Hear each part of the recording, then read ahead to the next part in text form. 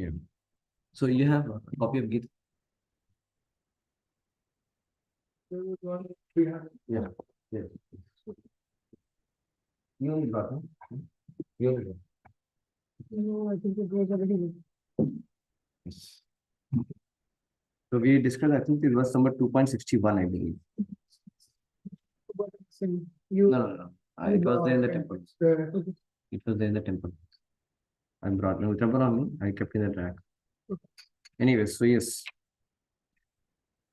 So we discussed about this 2.58 and 0.59. So okay. So now 2.60, we can repeat after me the verse. Yedato hi api kaunteya. 2. This is 2.60. 2.60 again. This is page number 126. Page number 126.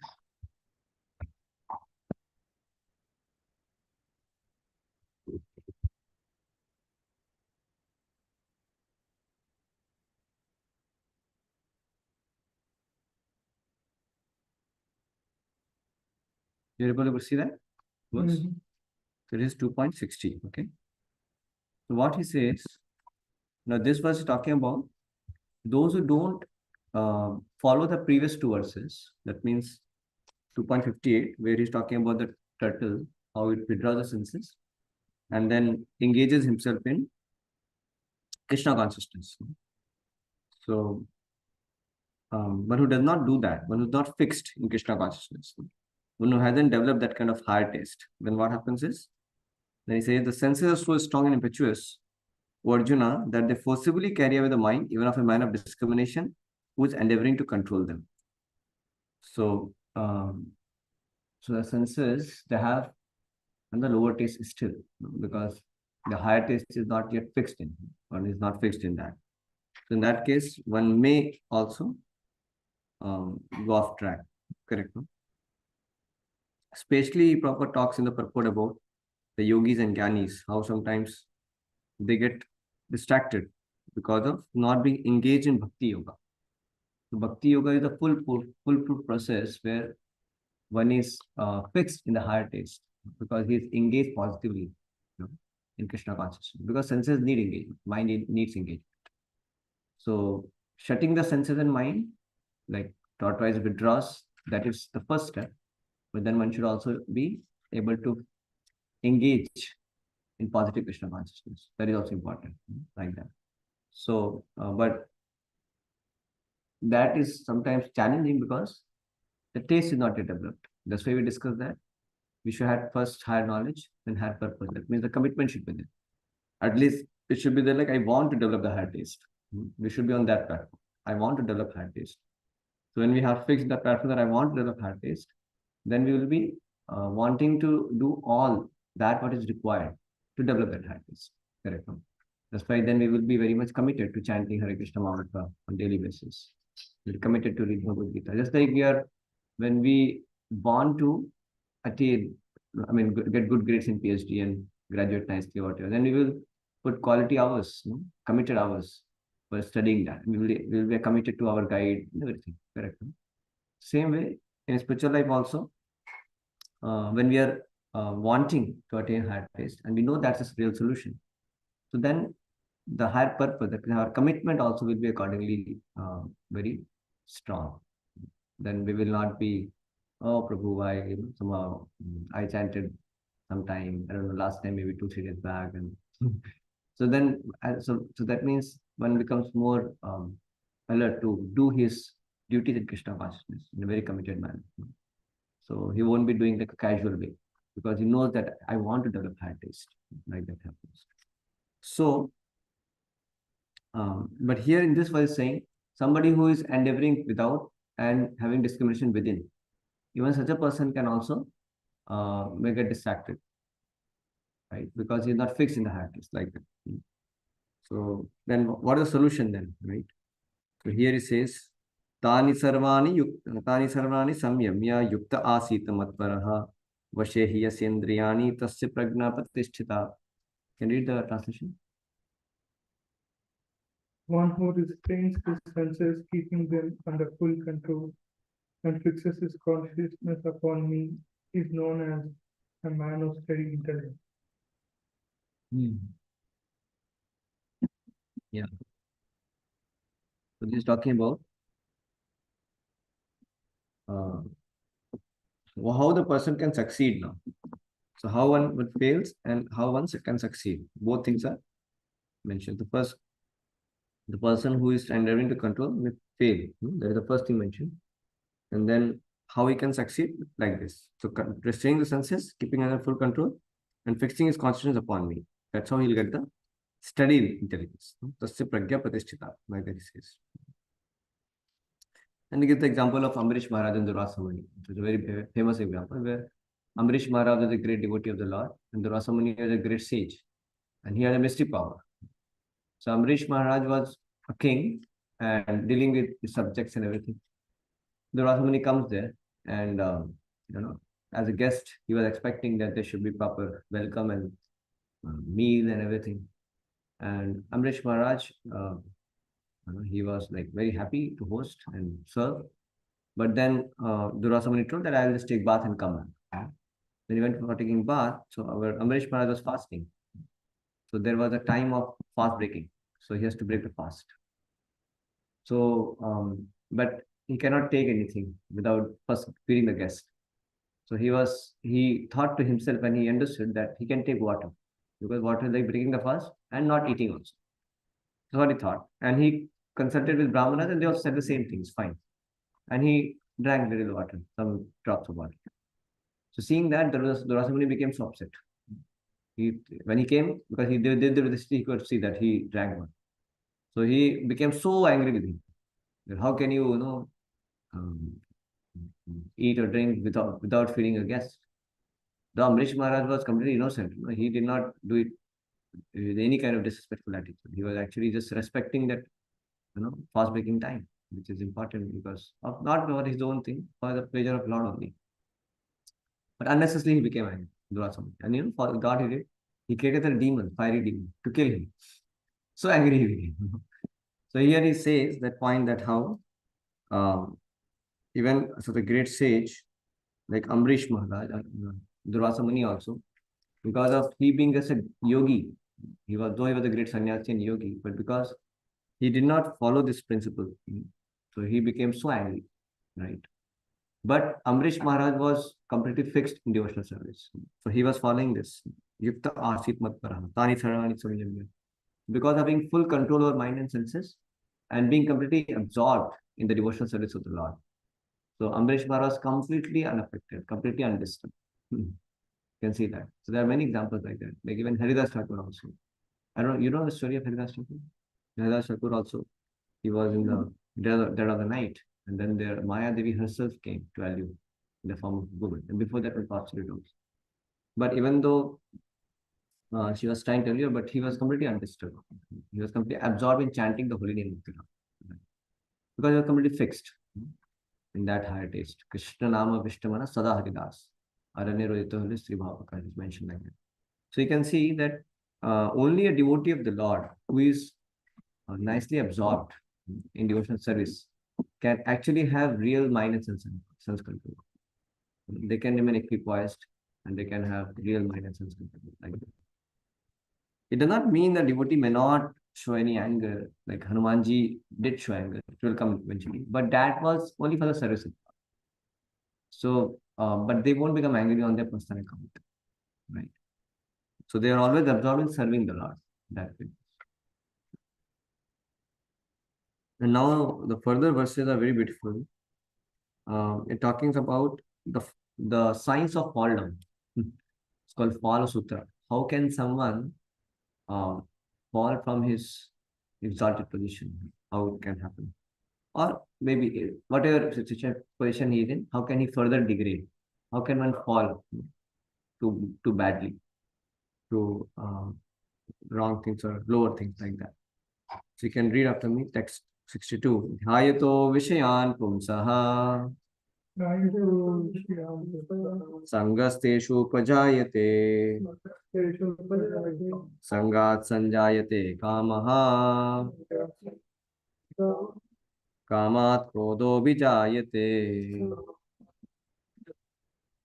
क्रोधाद् भवति सम्मोहः सम्मोहः स्मृतिविभ्रमः स्मृतिभ्रंशात् बुद्धिनाशो बुद्धिनाशात् प्रणश्यति. Read the translation. While contemplating the objects of the senses, a person develops attachment for them, and from such attachment, lust develops, and from lust, anger arises. From anger, complete delusion arises, and from delusion, bewilderment of memory. When memory is bewildered, intelligence is lost, and when intelligence is lost, one falls down again into the material world. Yeah. So this is how one can fall in the material pool. That's how it is, right? So you can see here, if treatment is not followed, then what are the consequences? That is what being told here. So first, potency of the treatment, that means Tani Sarvani Samyamya Yukta Asit Matparaha. This is the treatment, right? Vashehi Asindriyani Tasya Pragyapadishita. So one can be situated in his exalted position, being absorbed in devotional service, having that higher taste. And that's how he can remain safe from any kinds of temptations. But if that treatment is not followed, then what could be the consequence? So here is being mentioned here, how one can then fall. So one important thing is that there cannot be a situation where we are not thinking about anything. So if you are not having yukta asit matparaha, if you are not engaged positively in devotional service, that means we will be surely having thoughts of self gratification in whatever way, but there is surely some kind of thoughts, which is typically some thought of self gratification, because one is not having thoughts of Krishna consciousness. Srila Prabhupada said there is either Krishna or Maya, no in between, like that. So, of course, it may be simple, so this one get your thoughts, it may be very degraded, can be different variety. But ultimately, if you are not having thoughts about Krishna, then there will be thoughts of self gratification. That's the thing. So we cannot think about, it's not possible that we're not thinking about anything. So there are some people who try to empty the mind, telling that I'm not going to think about anything. It's not possible. This vacuum cannot be created. So this verse, he says that the first thing is contemplation on the sense objects. So the first stage is like a passing attention. So there's so many sense objects, for every individual, which may tempt. And for different individual, different sense objects can be kind of more dangerous or tempting. In the case of Arjuna, as soon as he saw Bhishma and Drona, that time he became like overwhelmed completely. So it's a kind of tempting situation for him, in the sense that he became very much obsessed with the thought that how can I kill them. So for Arjuna, in that sense, they were sense objects. You getting? Because in their presence, he got completely weakened and he was not able to do his duty. So he got distracted basically, like that. So for different individuals, different sense objects can be. Like some people, there may be some alcohol passing by, some cigarettes shop. For them, that's not a sense gratification. I mean, that's not a sense object for them. There is, no attraction for that. There are people like that, correct? But they may have some other thing where they may be attracted to. So like that. So different individuals may have different sense objects. But surely everybody has, certain desire for some gratification. That's how we are there in this material world. So mind is looking for some gratification. Depending upon one's state of mind, one will have different types of some gratificative objects. So here he's saying when you contemplate on the object of the senses, so that's like passing attention. So it's not like very deadly stage, because one may come across sense objects irrespective of wherever, like how much he wants to insulate himself or isolate himself, because you cannot just avoid. There are always going to be some sense object around like that. So this is passing attention. But then the further stage is attachment. So if you don't get your mind away from contemplating the sense object, then what happens? It goes to a further stage. It's called attachment. Attachment means I like it. No, starts thinking I like it. Mind thinks like that. I like it. It's a state of attachment. And then one further, goes on dealing with the sense object. If still he doesn't withdraw himself, then it goes to the next stage, and the state of lust. What that state lust means? Uncontrollable craving. Now he cannot just be without that. So the craving becomes very uncontrollable. That is the stage of lust. And if the lust is not fulfilled, is there any obstacle in fulfilling that craving? So then one becomes angry on that obstacle. So who can stop me? So there is an anger towards the obstacle, towards some gratification. Who can stop me? If there is some obstacle, then he'll become very angry on that, like that. So that is krodha. You can find also so much of violence happens, especially in the case of affair. You see, when people become very lusty towards some woman or something like that, then there are a lot of crime, a lot of violence. You can see that it happens. It's a triangle all that. So this is because of lust. So krodha. Yeah. Case of well, Yeah, in the case of many things. Yeah. so lust is of different kinds. Yeah, somebody becomes so the lust, when it's fulfilled, becomes greed. Yeah. And it is not fulfilled, then it becomes krodha, anger. Yeah, so wealth also correct. There also people can become very violent. Yes, because wherever there is lust, it's not fulfilled, there is obstacle, then it turns to anger. Like that. And then comes krodha bhavati sammoha. So sammoha, he gets bewildered. So when you become angry like that, and you're bewildered, and then you lose your memory. Smriti vibhrama. So smriti vibhrama does not mean just losing the memory in the sense you just become forgetful or something. What exactly it means is you become forgetful of what is good, what is bad. Smriti vibhrama, like that. So forgetfulness of good and bad, like that. And then smriti vibhrama buddhinasho. Buddhinasho means now you take bad to be good and good to be bad. That's buddhinasho. Buddhi gets spoiled like that.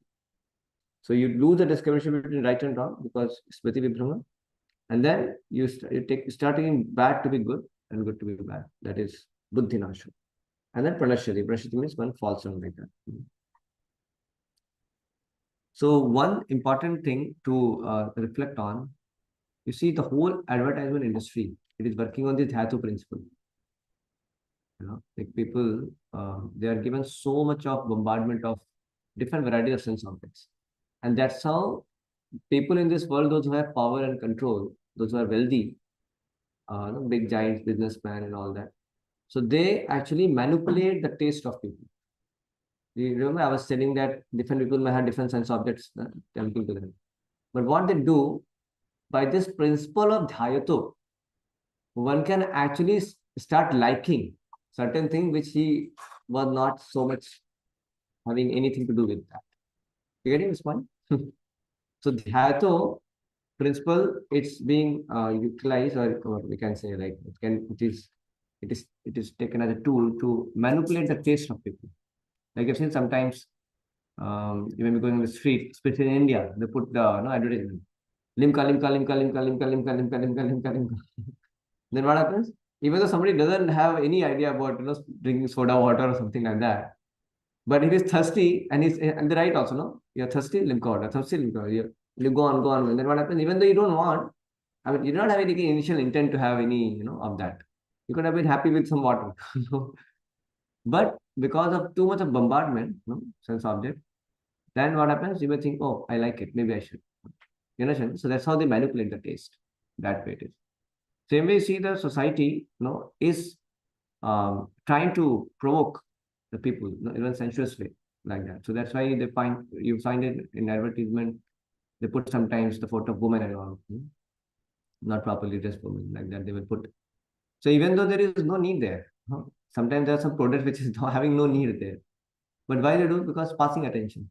And then people have weakness, and then they aggravate it like that. And that's how he may know, have some attention on the product, and then they want to deal with the product, and that's how they can start liking, and then they want to really have that thing. Correct. So they use that Dhyatu principle to attract attention, passing attention to attract. So then people can further deal with that, and then they may start liking it. That way it is. So that's how the taste is manipulated. Like you see, so many people's the mentality gets manipulated, or when the taste manipulated through the many movies and all. Different kinds of cinema movies they show now. So all that is also they manipulate the society that way, because accordingly then people will contemplate on those kind of things, and then they will start liking, and that increases their craving. That's how modern society is actually aggravating the people's lust, and then making them slave of anger and everything. That's what happens. You see, in America also, it is said that average American boy, he so much has seen, this criminal scene and sensual scene, then he simply becomes too much affected with lust and anger. You can see. So and then no wonder then he's shooting his teacher and all that, and in very early age only they get into all this free mixing and illicit affair and all that. So that is how society is actually manipulated that way. And then they will try to increase these artificial things in the society. That way. So that's how the whole advertisement industry is actually making use of this Dhatu principle. So people, they have only those choices, whatever the the wealthy people are putting in the society, and that's how they are attracted to that only. Right? So our Krishna conscious movement, then we give them different options. Like we have Sunday Love Peace, because of Shadam. So like recently, Niranjan Swami Maharaj was saying that when he was just coming from a hippie background, so when he came to temple, then he was very much mesmerized by the strawberry halwa. And they told when I would come to temple, so while driving, I would just meditate on that strawberry halwa. It's so tasty. So they have the principle. But that is for prasadam, something which is very wonderful and spiritual, right? So that way, he was very much attracted, and that's how he got into Krishna consciousness. And then he was having attraction for kirtan and all that stuff. So that works in his spiritual life also, right? So it's our interest that we use this Dhatu principle for increasing our liking and attachment for Krishna, because it works in a spiritual way also.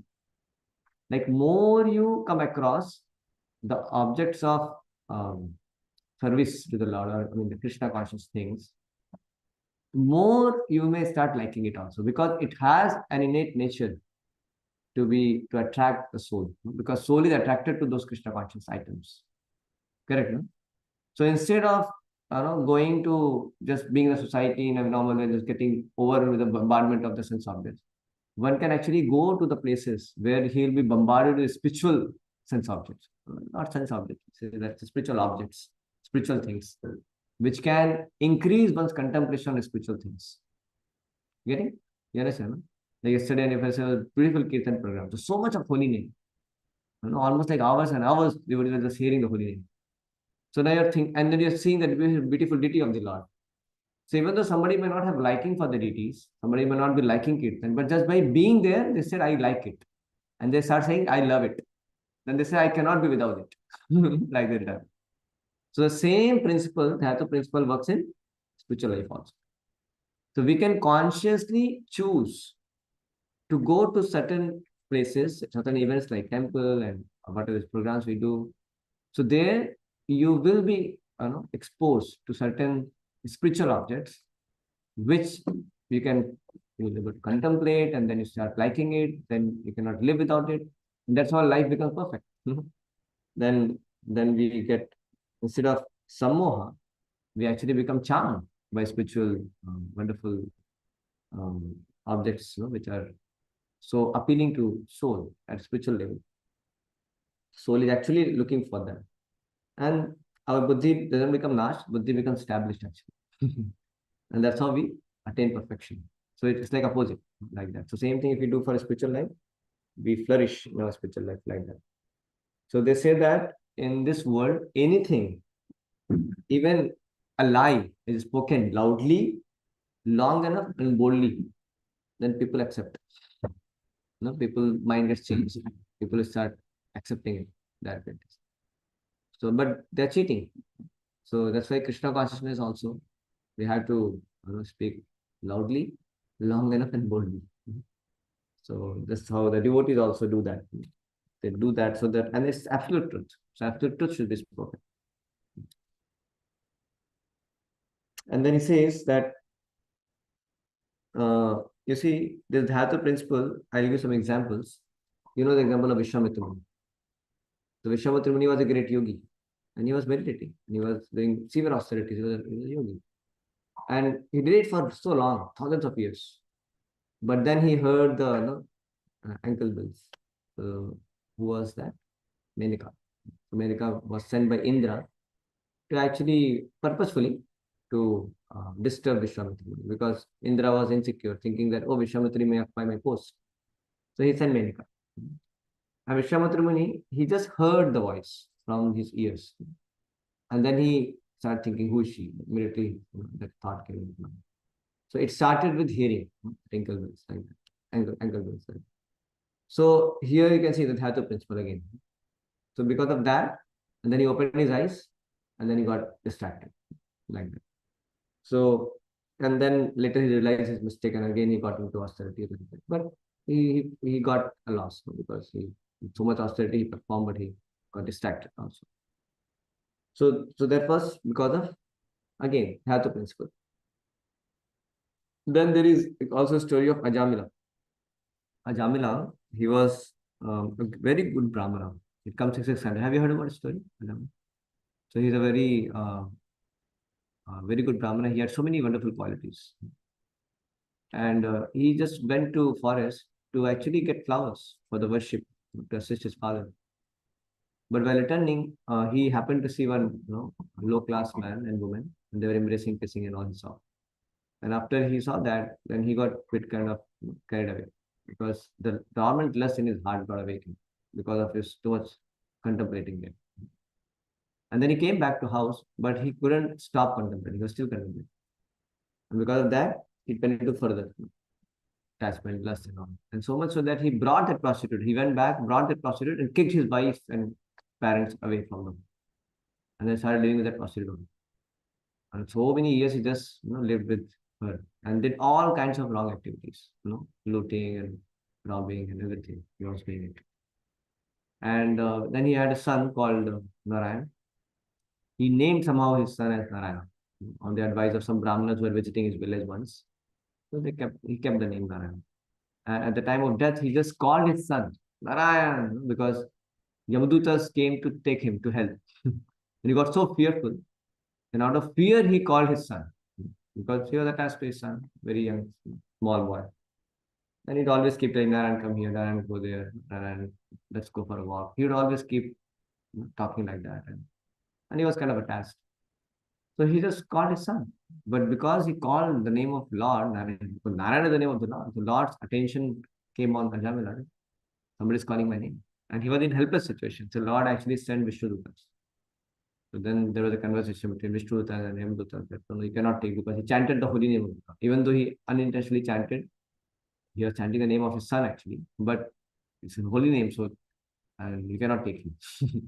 Because anybody chants the name of Lord in a helpless situation, then Lord gives shelter, right? So he's no more eligible to go to hell because he's already purified of all sinful actions because he chanted the holy name. So that's what the argument is. So anyway, the point here is that Jamila also got carried away because of Dhatu principle. The other story comes in Srimad Bhagavatam of King Yayati. So Yayati Maharaj was now see in the case of Vishwamitra Muni, Indra purposefully sent Menaka to disturb or distract him, Vishwamitra. In the case of Jamila, it was nobody's bad intention, but in in his life it happened like this. It's like an event, some sad event in his life. But he couldn't withdraw. He was contemplating, and that's how he got into the problem. Then the case of Yayati Maharaj, he went with a good intention. So what happened? There was the two Sharmishta and Devyani. They were friends, and there were some more friends. So they were bathing and all that, and then they came, and then their dress got exchanged. So then they started fighting for that. The fight became so much. Then Devyani sent through, Devyani threw actually Sharmishta on the well like that. Oh, no, Devyani was thrown in the well. So Devyani was thrown in the well. And then this Yati Maharaj, so he heard the voice, so help, help, help. And then he came there.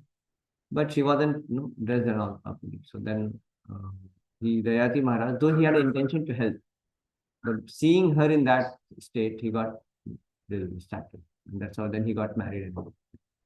So it was not something sinful. There was arrangement also because he was supposed to marry some Brahmani, though he was a Kshatriya. There was some arrangement was there. But the point is that there also Dhatu principle worked in that sense, correct? So Dhatu principle works, in all different situations you see, right? Now, so if one is actually doing this Dhatu, so then you can see how it works. It's like a science. It works. Like even for Ravana, Shurpanakha, she just spoke so much about Mother Sita to actually invoke lust in Ravana like that. Actually, if anybody glorifies, the goddess of fortune like Mother Sita or appreciates her beauty, what will happen if you hear it from a right person? That your love and devotion for the Lord will increase, for the Lord and the goddess will increase. But he heard from the wrong person, Shurpanakha. Shurpanakha herself was demonic. When you hear from demonic person, it will enhance only your lust sometimes. Like that, sometimes people want to jump into Raslila section of Bhagavatam. But they don't hear from the right person. Right? They hear from some professional reciter. And they themselves are people who are attracted to women and wine, this kind of people. So when they hear from them, then instead of getting purification of heart, they become more lusty also. So there are many fellows who just got into this 10th canto, Raslila section, and after that, they became debauchee. So they got into some nonsense. So that's one has to be careful. So actually, the Lord's sublime pastimes like Ras Leela, they're supremely pure. And if somebody receives it from an authorized Guru Shishya Parampara, one will actually get purified. Right? And before that, one should read other sections of Srimad Bhagavatam step by step so that one understands the position of Krishna nicely, understanding the greatness of the Lord nicely. And then approaching Ras Leela under the guidance of a bona fide spiritual master. When somebody hears, then he gets purified also. But prematurely, somebody jumps like that and hears from the wrong person, that's not very advisable, not good. So that's how Ravana got provoked that way. So, but if you see, now the question comes, if Dhatu principle works, you're saying, and we, in this world when we are living, then there will be so many varieties of sense objects. And we are living in this world where people are, like I said, how advertisement listing is strategically, doing that. Right? So then how we can actually remain still fixed in our consciousness and we don't fall trapped with this. So how to do that? That's a very important question. Because yes, we understood that how the Dhatu principle works, in spite of whether somebody is purposefully going to a sense object or somebody is just somehow by chance, getting in contact with sense object. But somebody contemplating a sense object, it works. It just goes further down. Right? So then how to safeguard? How to actually withdraw ourselves? Not get into that trap of fall. So I'll give you an example to help you understand this. You see, Hanumanji was such a great devotee of the Lord, and he got this service of searching Mother Sita. So he went to Lanka, and in his attempt to search Mother Sita, he has to actually search, the whole Lanka. That where is Mother Sita? Because he did not know where she is. So when he was searching like that, then he was like, first he was looking at the palace of Ravana. Where is she? And it was somehow, in the night time. And when he went inside the palace, I mean, he was trying to see the palace inside, then Ravana was sleeping there. And there's so many queens, because Ravana was so lusty and he, kidnapped so many queens from so many kings. And they were all there. And they were not in a proper state, not in proper dress and proper state like that. They were sleeping in that state. So Ravana, Hanuman, Hanuman was looking for Mother Sita there. Where is Mother Sita? Is she Mother Sita? He was looking for it. And then he got a thought, hey, I'm a brahmachari. What I'm doing here? Huh? It's such a not a good place for a brahmachari. He has to see different, ladies, and he has to find out who's Mother Sita, which is not in proper state also. So then Ravana is again reflected back, and he said, when he thought that, but I'm completely absorbed in the service of Lord Rama. So his intention was completely fixed in service to Lord Rama. So because of that serious intention of pleasing Lord Rama, because there was so much of fixity in serving the Lord Rama, his mind was completely unaffected. He was having no kind of distraction. Right? And then he further went like that. So here you can see that if somebody is actually having his intentions very much connected to Krishna, then only is possible for one to actually not fall trapped in this Dhyata principle. Otherwise, even great yogis also get trapped. That's how it is. So what way we can offer our intentions to Krishna? So that Bhakti Yoga gives. Because Bhakti Yoga, it actually works on our intention. It's all about that. So from beginning only, the intention is in Bhakti Yoga is to please Krishna, please Guru. So that intent, the intentions when you're giving to Krishna, to please Krishna, so that becomes a saving grace. That becomes a saving grace, which is not there for the yogi, for jnani, because they have nobody to please. They don't have Krishna to, to offer the intention to Krishna. So that's why they're too much troubled by the sense objects. But for a devotee, because they are working on their intention, giving their intention to Krishna, they're correcting their intention to Krishna. They're always in the mood to offer everything to Krishna. So that's how they can actually remain safe. Even though there may be sense objects here and there, but they see all the sense objects as meant for Krishna only. And they're always fixed in the service to Krishna. So so gradually they actually have no vision to see sense object as objects of enjoyment. So for the gross materialist, the sense objects is nothing but object of material enjoyment. Correct? For the gross materialist. For those who are sadhakas, for those who are jnanis means they simply want to get away from sense objects because they have understood the sense objects are the trap. Like Vishwamitra got trapped, Shabari Muni got trapped. So many people got trapped. Yogis and jnanis got trapped. So they see sense object as danger. I got danger. Sense object means danger. So they want to be away from sense object. So sometimes they do very severe austerity. They will not come near any, any varieties of sense objects. They don't want to even live in city and things like that. They want to simply avoid sense objects and have a wall between them and sense objects. That's what they do. Sometimes they don't want to eat anything, or just eat very meager one carrot or things like that. So they take up very severe austerities because they think that's how I can get away from sense objects. Because if the sense objects come, the Dhyata principle works and then so they become so obsessed with this fear of sense objects. That is Jnani state. That's why they want to keep away from it. And they will contemplate like this, Oh, they want this sense object, it is simply materials and no capacity. Like, this body is what? It's need to get rid of the attraction for opposite sex. This body is simply made up of blood, mucus, urine, stool, like that they try to contemplate. In the case of Bhakta, they have more devotional perspective. So they will see sense objects meant for Krishna sometimes. That is the devotional perspective, like that. Now, devotees can also have some kind of jnani vision. That is also good for a devotee because devotee like is struggling. He is also trying to develop that vision. So devotee also keeps that perspective of sense object as some kind of danger also. So that's why devotee is alert, but he doesn't become averse like Jnani. Jnani sometimes becomes too averse, right? But a devotee, what else? He is alert, but he understands that all these objects are actually meant for Krishna's only. Okay? So he keeps alert, he keeps some boundaries, but at the same time, he will he will actually grow in his devotion to eventually able to have more and more proper vision to see that as objects meant for Krishna's like. And how he does it? By engaging in devotional service, by purifying his intentions. But what I'm saying is that bhakti yoga is the only way by which you can actually have that, your intentions connecting to Krishna, purifying your intentions that way. And that's how you won't see the sense objects as objects of enjoyment. Then you start seeing them as meant for Krishna. Like let's say for example, a woman.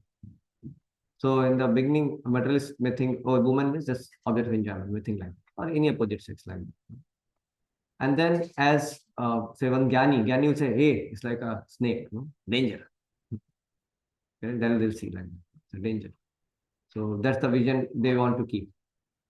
Because they are obsessed. They think, oh, this is just for trap, just come like that.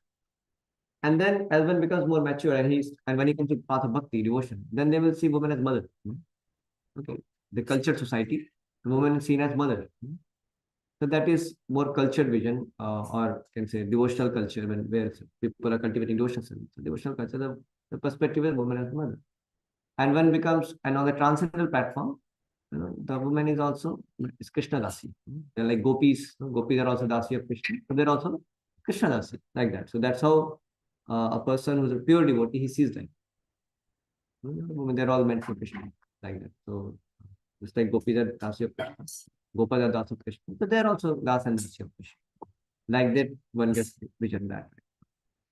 So that's how you can see Haridas Thakur was completely unaffected because his intentions were so much connected to Krishna. So he had no scope of having any kind of distraction with that prostitute. Like that. So there is one disciple of Srila Prabhupada, Giriraj Swami. He was very young at that time.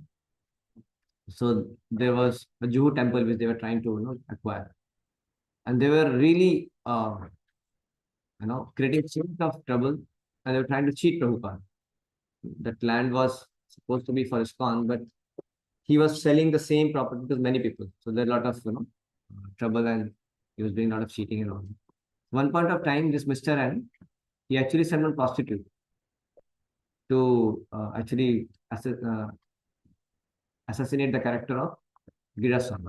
Like that. He was one of the prominent leader disciple of Srila Prabhupada there. So then the car came and Giriraj Swami, he sat in the car and she was just there. She sat, she was sitting there. And Giriraj Swami couldn't understand even in the beginning, but he understood there is something wrong going on. Because then she was kind of touching his thigh, like keeping hand like that, thigh or something. His leg or something. On his leg or something. As soon as she kept her hand on that, and he understood there is something fishy going, wrong going. Immediately he thought of Prabhupada. That how will I show, what face I will show to Prabhupada. So because he was so much fixed in service to Srila Prabhupada, he was thinking about, about Prabhupada. And as soon as he got the thought, immediately he just went out of the car. And in the fraction of a second, he just out like that. There was no next thought. So he was saying this, he was saying that it was a difficult situation, but because he had that intention to please Prabhupada, to please Krishna, so he was able to safeguard. So the point is that why this whole discussion we are doing, the discussion is all about only those who are fixed on that platform of Bhakti Yoga, where they're giving their intention to Krishna. And or we are actually we are practicing this path of Bhakti Yoga, where we are purifying our intention. So we are actually going towards the stage where we are going to be perfectly situated. There's not going to be any fall from that stage. So but any other path, whether it is yoga or jnana, no matter how much they make some advancement, they always have a danger to fall. Why? Because they're not offering their intentions to Krishna. So anytime they'll fall back. You getting this point? No? But because devotees of the Lord, they're always purifying their intention, they're connecting their intention more and more with Krishna. And as they become more and more perfect in that, there is hardly any question of fall. So they are the perfectly situated people. Correct this point. No? So this verse, what is you're seeing, Dhyatu Vishan Pumsa Sangas Teshu Pujayate and all these things like that. So Bhakti Yoga can protect us from it, basically. So more we are fixed in Bhakti Yoga process, the more we can avoid this kind of trap. Dhyatu Vishan Pumsa Sangas Teshu Pujayate. It's possible. So it is not that it is not possible. It is possible, but through Bhakti Yoga only. No other path can help you. You getting this point? So this how only by Bhakti Yoga one can remain safely situated like that. So this is how we understand that Bhakti Yoga is superior to all other paths also. And then he says, Raga Desha Muktastu Vishyan Indresh Charan Atma Vashya Vidheyatam Prasadam Adhigachyati. You can read the meaning. But a person free from all attachment and aversion and able to control senses through regulated principles of freedom and in the complete mercy of God. Yeah, so but a person free from all attachment and aversion and able to control his senses, the regulated principle of freedom can obtain the complete mercy of the Lord. So that's what the jnanis, they become completely dvesh. No? That means materialists are like attached, jnanis are like dvesh, aversion, attachment and aversion. So avoiding both, he follows what? Vishyan Indresh Sharan. He is able to control his senses through regulated principle of freedom. That means he engages his senses as per Vidheyatma. Vidhe means Vidhi Vidha, as per the scriptures. So he will engage his senses as per the scriptures, as per the Vidhi Vidha, as per the regulative principles of freedom. Like in Krishna consciousness, it's not that we just stop our senses. No, we deal with our senses, but we engage our senses as per the scriptures. So we say the sanctioned, sanctified, and regulated way. Sanctioned is sanctioned by the scriptures, and sanctified means we offer it to Krishna, and regulated way. Let's say prasadam. No, it's not like we say no prasadam, we don't want to eat. It's a, we become attached to it, and then the craving will increase and will fall down. No, it won't be like that. Because you are doing sanctioned, it is vegetarian food is sanctified, it is offered to Krishna and regulated. Regulated way you're taking. So when you're taking prasadam also, you have a thought to please Krishna. Your intention is to please Krishna by receiving the prasadam. You see? So then you will not actually go down. But the jnanis are so afraid of food. If there is some nice, tasty food is there, palatable food is there, they will be so afraid of it. That's why they want to simply, mix everything without salt and they want to eat somehow, like that they do. But devotees, they don't do that. Right? But they may not care also. Who knows, if they are enlightened, they may not even care what they are thinking. Yeah, that's what I'm trying to tell you this point. Many times, purposefully they are doing. Enlightenment means what? They have to have some fixity also sometimes. Yeah. See, you cannot live without rasa. You need rasa in it. You understand? So sometimes they don't have rasa of connecting to Krishna. That's why I'm saying they're unstable. So those who are yogis and jnanis, they're having dryness. Why the dryness is there? Because they're not offering their intention to Krishna. And they are very much afraid of Maya also. That's why I told like big people like Vishwamitra Muni and great jnanis also, they sometimes fall trap. Why? Because internally they're not fixed. Because of not having that connection with the Lord. You getting that? That's why I'm saying other paths are actually very much unstable that way. They may go on with the strength of their austerity for long, but there is always chance of fall. That's there is some. That's what I'm saying. In Bhakti Yoga, you eventually become situated in the proper platform because of your having that higher taste. Because you're able to offer an intention to Krishna, because you're connecting with Krishna. I don't know if there is, I think it's here, you're not able to get it. I got it. Yeah. Bhakti Yoga is did you understand how the Bhakti Yoga is completely unique and different than any other path? Because other paths, Krishna is not in the picture. They're doing on their own strength. They're trying to avoid such objects on their own strength. In the path of Bhakti Yoga, it is not like that. We are actually offering our intentions to Krishna. We are practicing Bhakti Yoga and purifying our intent. And then we are developing our vision towards everything as meant for Krishna's enjoyment. So when we go to market to purchase food, so some Prabhu Mata may go and purchase and say, okay, I will purchase this for who? For Krishna. I'll make it for Krishna.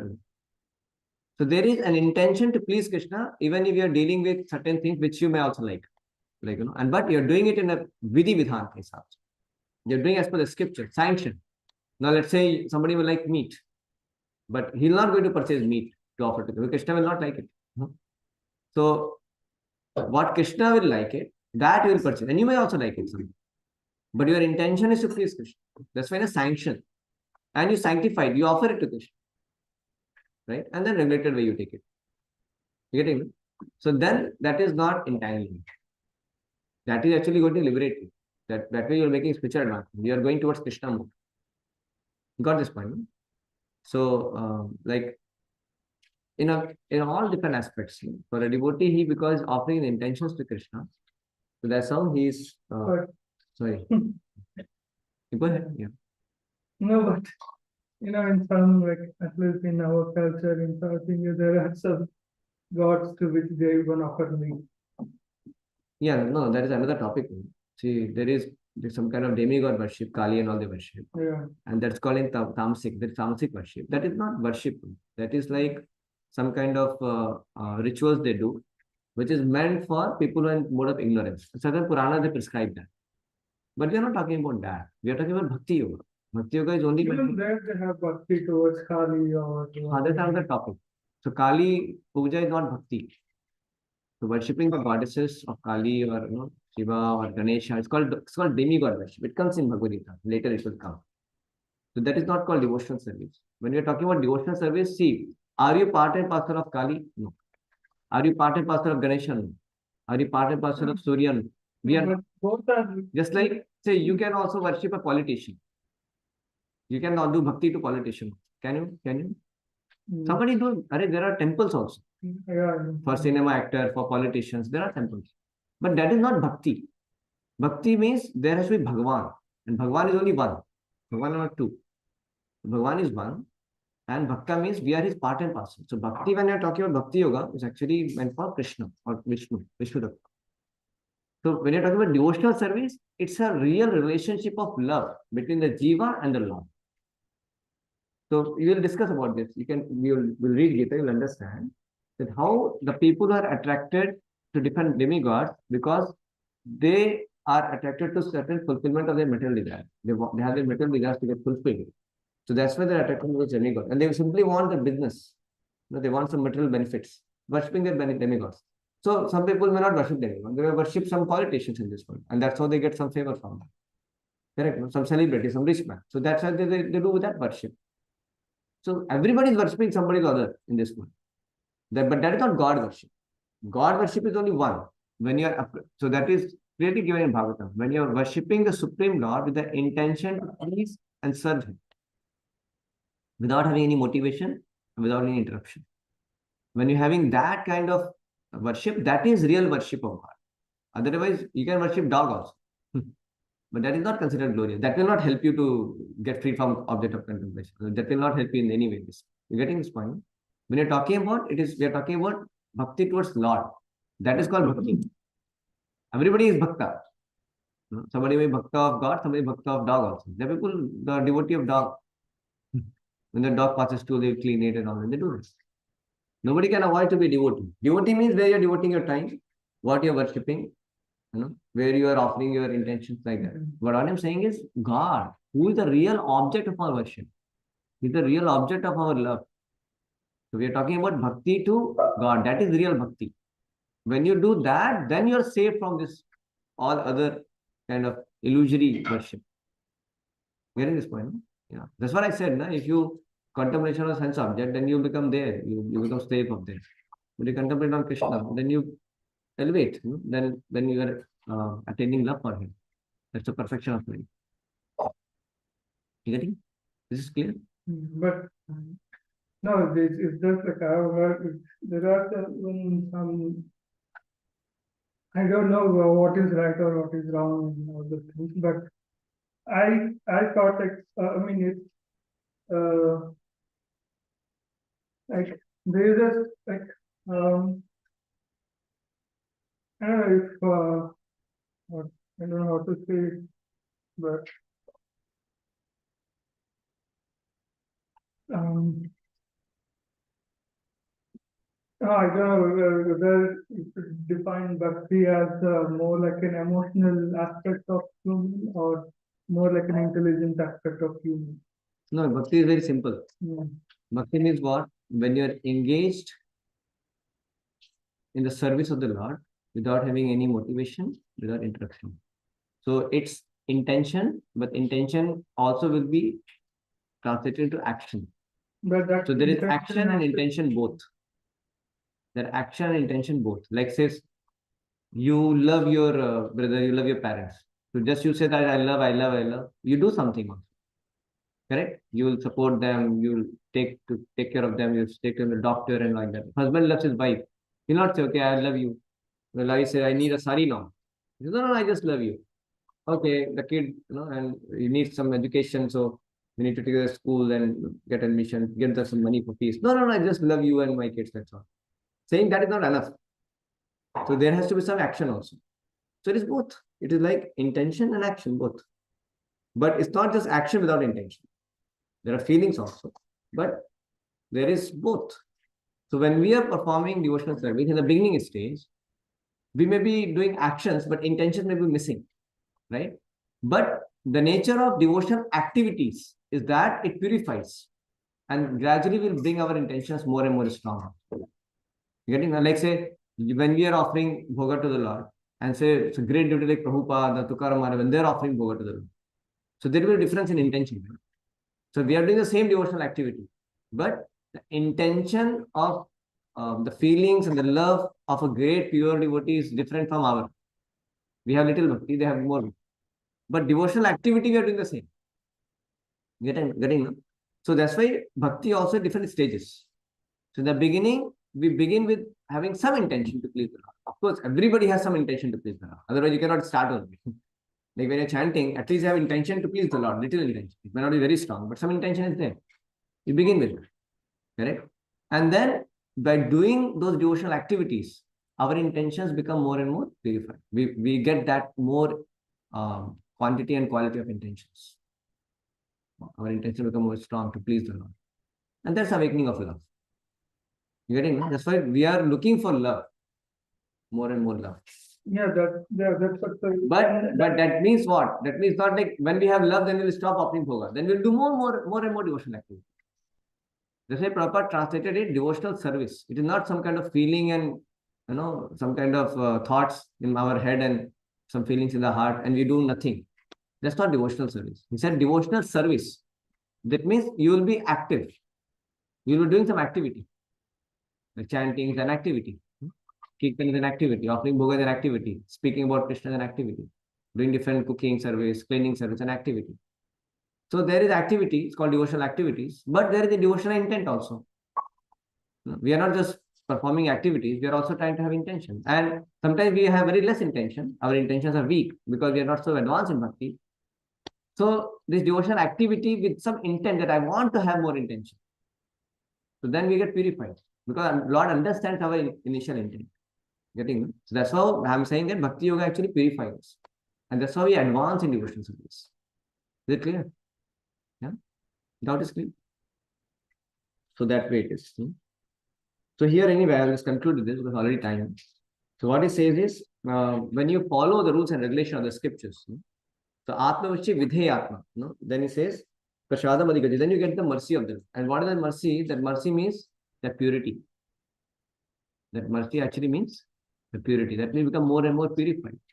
The more and more intentions to please Krishna is awakened when you follow like this. So when you follow the rules and regulations of the scriptures and you engage your mind and senses, then what happens? You get prasad. What is prasad? You get purity. Purity of your intention. Your intention to please the Lord gets more and more awakened. You get purified. And purity also here means when your intention is purified and your cravings are gone. That means Bhakti is all about having intention to please the Lord and freedom from having selfish desires to gratify our senses. And that's called craving.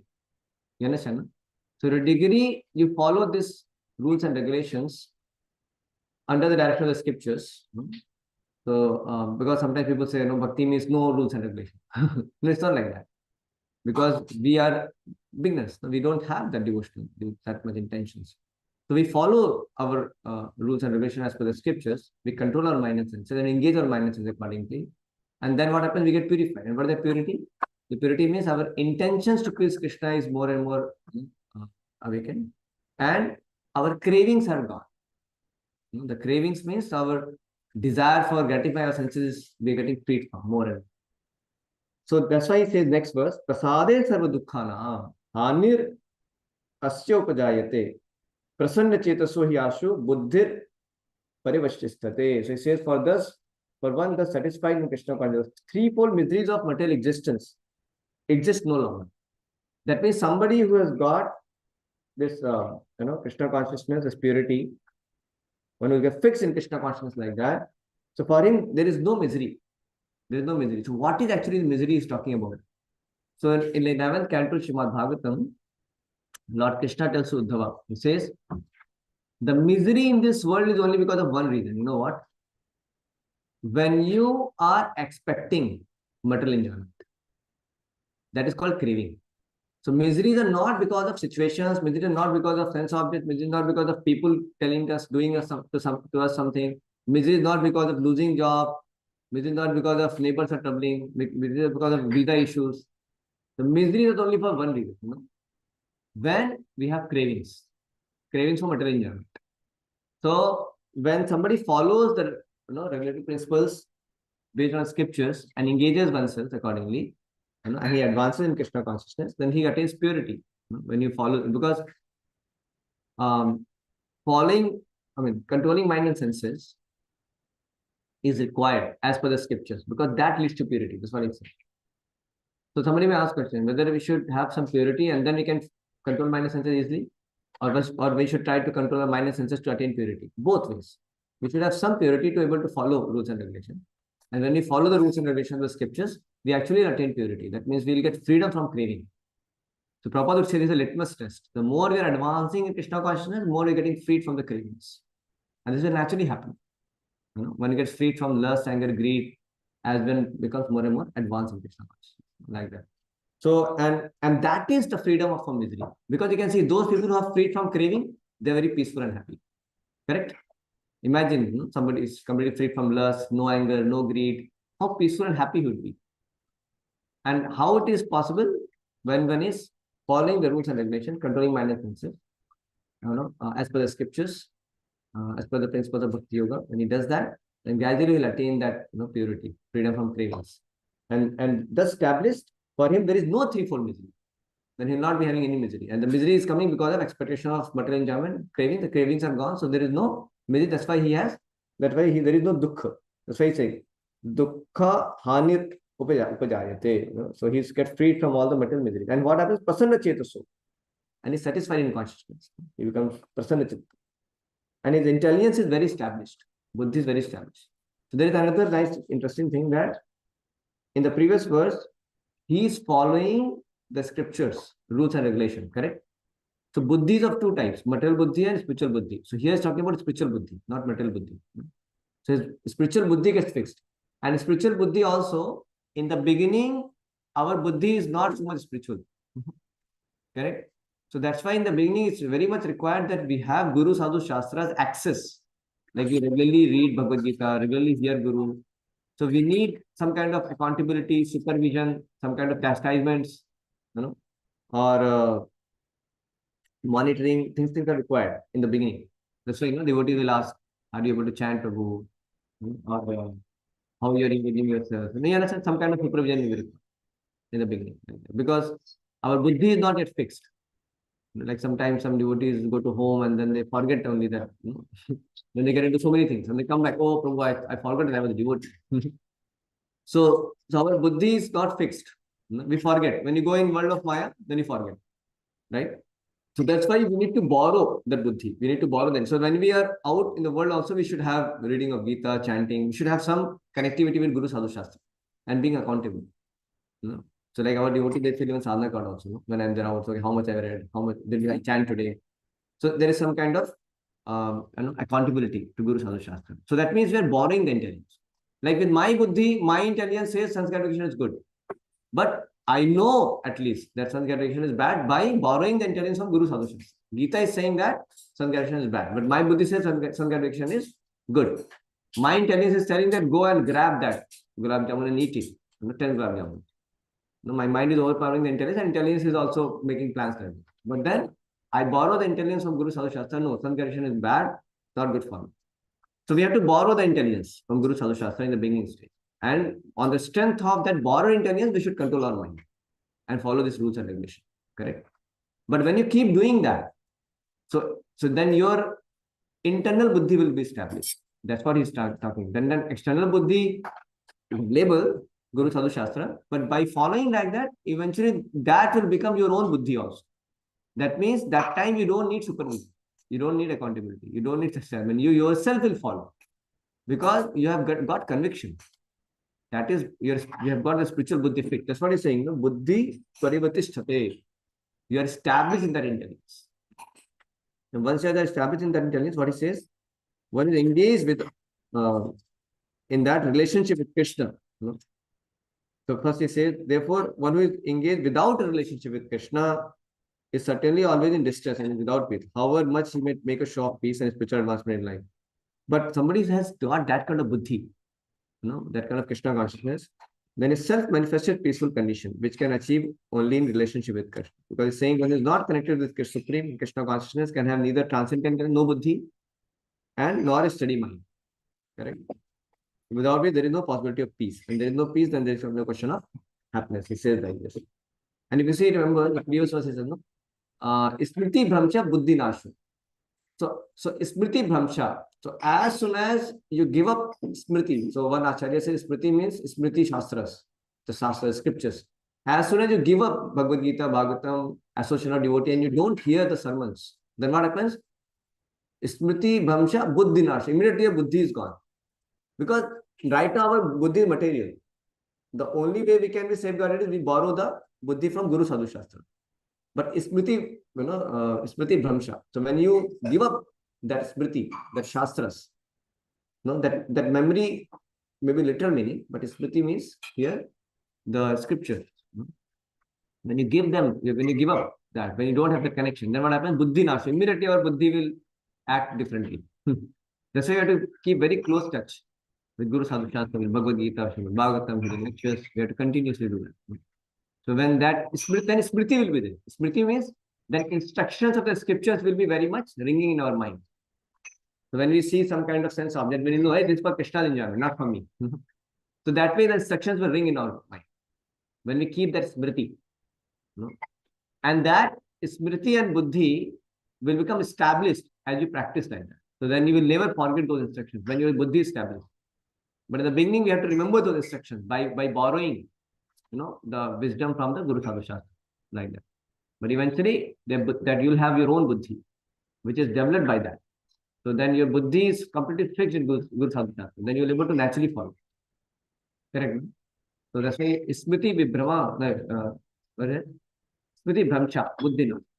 Moha Bhavati, Smriti Bhramcha, Buddhi Nash, basically. Krodha Bhavati Sammoha, Sammoha, Smriti Vibhrama. So Smriti Vibhrama, then Buddhi Nash. So Smriti Vibhrama happens, meaning when you give up the scriptures. Then. So this one, Shastra Vartate Kamakara. Then one becomes very much bewildered. That's why we need to have touch with Guru Sadhu Shastra. Then our buddhi will remain proper. Even though it is external buddhi, we are borrowing it, but then we'll be able to control our mind and senses. Then we keep doing that, and then that buddhi will become established. Buddhi paripatisthate will happen eventually.